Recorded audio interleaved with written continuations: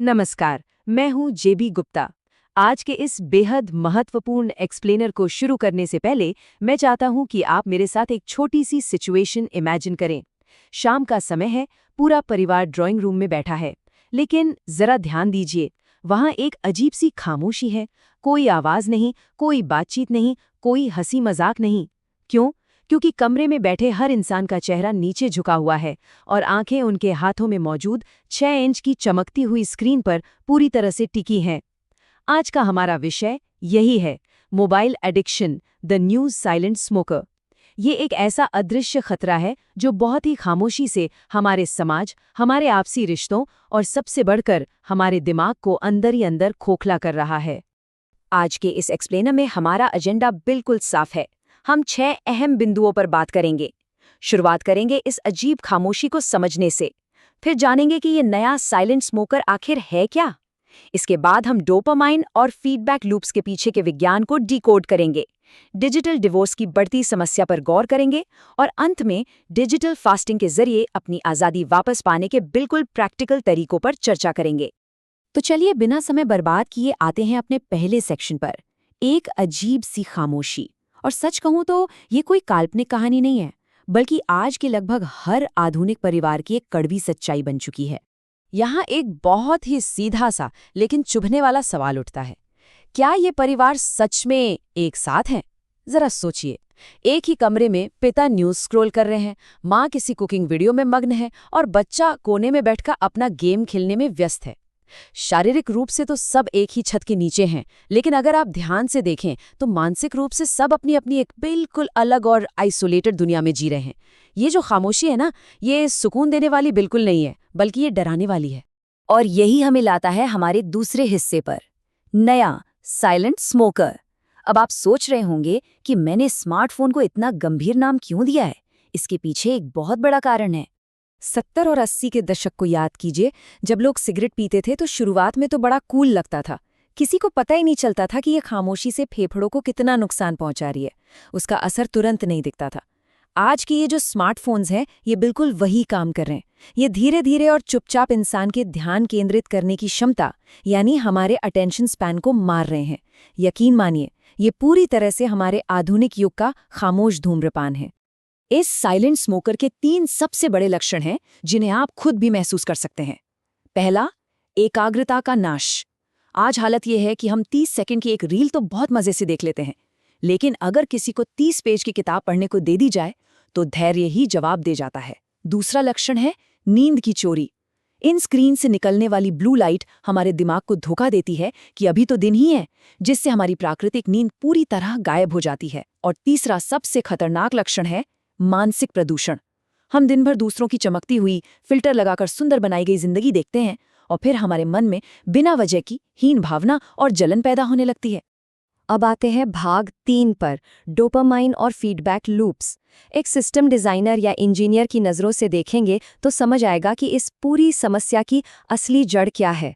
ये कोई इत्तेफाक नहीं है। देखिए, इंजीनियरिंग में हम फीडबैक लूप का बहुत इस्तेमाल करते हैं। ये एक ऐसा डिज़ाइन किया हुआ सिस्टम होता है जहां किसी भी एक्शन का आउटपुट वापस यूज़र को दिया जाता है ताकि वो उस काम को बार बार करता रहे। इन टेक कंपनियों और उनके पीछे बैठे हजारों स्मार्ट इंजीनियरों ने जानबूझकर मानव मस्तिष्क के लिए ये खतरनाक लूप तैयार किया है। उनका इकलौता मकसद है हमारी अटेंशन को किसी भी तरह हैक करके रखना। और ये काम कैसे करता है? ये पूरा सिस्टम हमारी इंसानी बायोलॉजी के साथ खेलता है। हमारे दिमाग में डोपामाइन नाम का एक केमिकल होता है। जब भी हमें कोई इनाम या कुछ अच्छा मिलता है तो दिमाग ये केमिकल रिलीज करता है, जिससे हमें एक अचानक से खुशी महसूस होती है। टेक कंपनियों ने इंसान के दिमाग की इसी कमजोरी, इसी बायोलॉजिकल हैक को अपना सबसे बड़ा हथियार बना लिया है। ये पूरा लूप ना बिल्कुल एक कसीनो की स्लॉट मशीन की तरह काम करता है। स्टेप 1, आप बस एक रील स्क्रॉल करते हैं। स्टेप 2, आपको कुछ मज़ेदार या चौंकाने वाला दिखता है, यही आपका रिवॉर्ड है। स्टेप 3, आपके दिमाग में डोपामाइन का एक छोटा सा हिट होता है और आपको अच्छा लगता है। और फिर आता है स्टेप 4, उस छोटी सी खुशी को दोबारा पाने के लिए आप फिर से स्क्रॉल करते हैं और यह सिलसिला चलता ही रहता है। दोस्तों, इन एल्गोरिदम्स को आपको स्क्रीन से चिपकाए रखने के लिए अरबों डॉलर खर्च किए गए हैं। सच्चाई तो ये है कि आज इंसान इन ऐप्स का इस्तेमाल नहीं कर रहा है, बल्कि ये ऐप्स इंसान का इस्तेमाल कर रहे हैं। इस सबका हमारे घर परिवार पर क्या असर पड़ रहा है, यही हम भाग 4 में देखेंगे, द डिजिटल डिवोर्स। ये वह जगह है जहां एक तकनीकी डिजाइन हमारे समाज की सबसे बड़ी समस्या बन जाता है। ये एक बहुत ही गहरी बात है।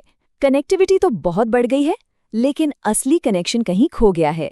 आज हमारे घरों से संवाद यानी आपसी बातचीत लगभग मर चुकी है। जरा याद कीजिए, पहले शाम को घर के बड़े बुजुर्ग बैठते थे, दिन भर की बातें होती थी, कहानियां सुनाई जाती थी। आज क्या होता है? अगर बच्चा रोता है तो माँ उसे चुप कराने के लिए तुरंत हाथ में YouTube वीडियो पकड़ा देती है। पति पत्नी बेडरूम में साथ हैं, लेकिन दोनों अपनी अपनी चमकती स्क्रीन में पूरी तरह खोए हुए हैं। मनोवैज्ञानिक इसे ही डिजिटल डिवोर्स कह रहे हैं, जो हमारे समाज और परिवार के ताने बाने को तार तार कर रहा है। तो क्या सब कुछ खत्म हो गया है? बिल्कुल नहीं। भाग 5 में हम बात करेंगे इसके एकदम सटीक समाधान की, डिजिटल फास्टिंग। क्योंकि देखिए, एक अच्छा इंजीनियर कभी मशीन को खराब नहीं कहता, वो बस उसके इस्तेमाल का तरीका सुधारता है। जैसे शरीर को साफ करने के लिए हम उपवास रखते हैं ना, वैसे ही दिमाग की शुद्धि के लिए डिजिटल फास्टिंग बेहद जरूरी है। इसके कुछ नियम हैं। पहला नियम है घर में नो फोन जोन बनाना। डाइनिंग टेबल जैसी जगह पूरी तरह फोन मुक्त होनी चाहिए। परिवार के साथ खाना खाते समय स्क्रीन देखना मानसिक जहर निगलने जैसा है। दूसरा है डिजिटल कर्फ्यू। सोने से 1 घंटा पहले और सुबह उठने के 1 घंटा बाद तक स्क्रीन को हाथ भी नहीं लगाना है। सुबह का पहला घंटा तय करता है कि आपका पूरा दिन कैसा जाएगा। और तीसरा, हफ्ते में कम से कम 1 दिन, जैसे कि संडे को, आधा या पूरा दिन फोन को अलमारी में बंद रखने का डिजिटल व्रत जरूर रखें। और यहाँ मैं आपको एक बहुत ही शानदार टेक्निकल ट्रिक बताता हूँ, ग्रे स्केल मोड। अपने फ़ोन की सेटिंग्स में जाइए और स्क्रीन को पूरी तरह ब्लैक एंड व्हाइट कर दीजिए। हमारा दिमाग चमकीले और वाइब्रेंट रंगों की तरफ सबसे ज़्यादा आकर्षित होता है। जब फ़ोन से रंग गायब हो जाते हैं तो वो स्क्रीन बहुत बोरिंग लगने लगती है और डोपामाइन का असर एकदम से गिर जाता है। ये एक छोटा सा सेटिंग चेंज आपका स्क्रीन टाइम जादुई तरीके से घटा सकता है। ट्राई करके देखिएगा। और अब हम आते हैं अपने आखिरी हिस्से पर, भाग 6, अपनी आज़ादी वापस कैसे लें। क्योंकि इस बदलाव की शुरुआत किसी और को नहीं, हमें खुद करनी होगी। हम अक्सर अपने बच्चों को फ़ोन चलाने के लिए डांटते हैं, है ना? लेकिन सोचिए, अगर घर के सीनियर सदस्य ही पूरा दिन फॉरवर्ड किए हुए मैसेज पढ़ते रहेंगे तो बच्चे क्या सीखेंगे? संदेश बिल्कुल स्पष्ट है, हमें इस वर्चुअल वर्ल्ड को रियल वर्ल्ड से रिप्लेस करना ही होगा।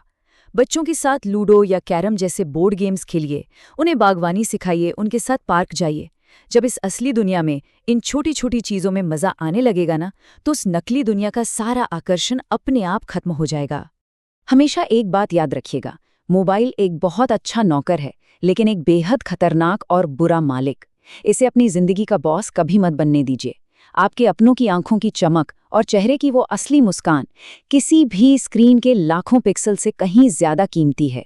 हमें ये तय करना होगा कि हम अपनी जिंदगी की ड्राइविंग सीट पर खुद बैठेंगे या किसी कंपनी के एल्गोरिदम को अपना रास्ता तय करने देंगे। अब हम आज के इस एक्सप्लेनर के बिल्कुल अंत में आ गए हैं। जाते जाते आपके लिए एक बहुत ही गहरा सवाल है जो आपको सोचने पर मजबूर कर देगा। क्या आप जानते हैं कि आपका असली स्क्रीन टाइम क्या है? आज ही अपने फ़ोन की सेटिंग्स में जाकर उसे चेक कीजिए और इस सच्चाई का सामना कीजिए। वहीं से एक बड़े और सकारात्मक सुधार की शुरुआत होगी। इस जानकारी के साथ एक संतुलित और स्वस्थ डिजिटल जीवन की ओर अपना पहला कदम बढ़ाइए। हमारे साथ जुड़ने और इस पूरे विश्लेषण को समझने के लिए आपका बहुत बहुत धन्यवाद।